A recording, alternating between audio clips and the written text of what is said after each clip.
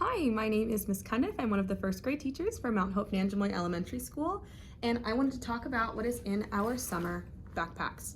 So for first grade, the summer backpacks will have a couple things in them. There are 3 books. In these books, one of them is an activity book with lots of different subjects in it.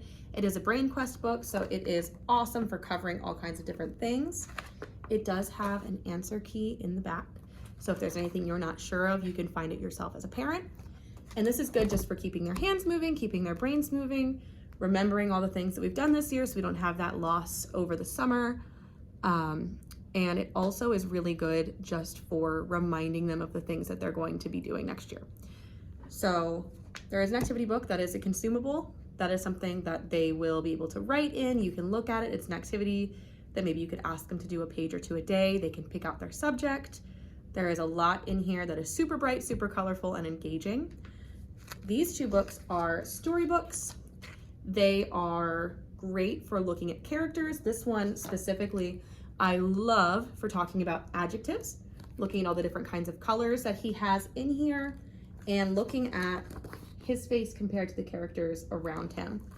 One of the things you can do with this book is talk about his feelings and why he feels that way. We want to look for those background things that we might not pick up just from the words in a book, but we have to look at the picture and go, oh, he looks sad.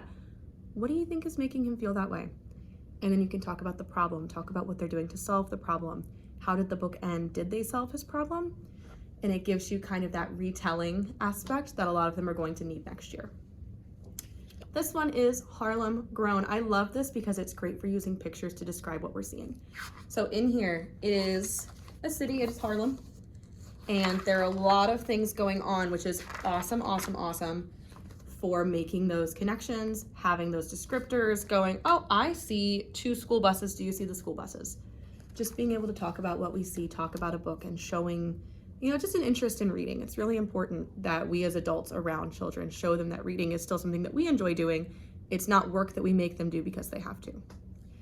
Another thing that is in here to go along with the Brain Quest workbook, you have Brain Quest question cards. Now, I loved these when I was a kid, and I was so excited to see them in this box. It is just a key ring of questions, and it has answers right with them.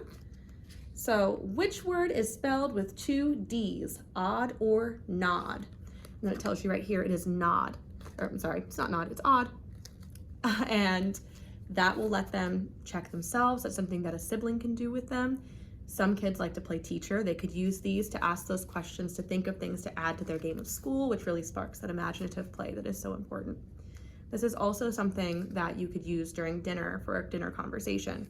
You go, okay, well, let's see. Is dad better at reading or is dad better at math? They can ask you questions, which helps with those reading skills and helps with their confidence when it comes to knowing these facts and feeling like, yeah, I know something that my parents don't, which is one of the best ways to get kids engaged, is to make them feel like they are in a competition with you and they're winning.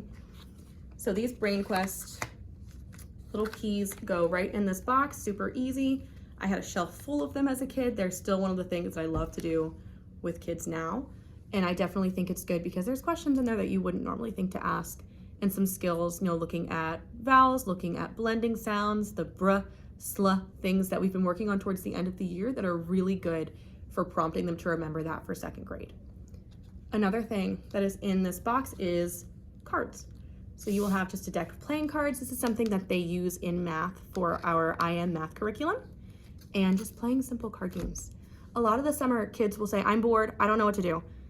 And it gives you something, okay, well, let's learn how to play Crazy Eights. Let's play Go Fish, you know how to play that one.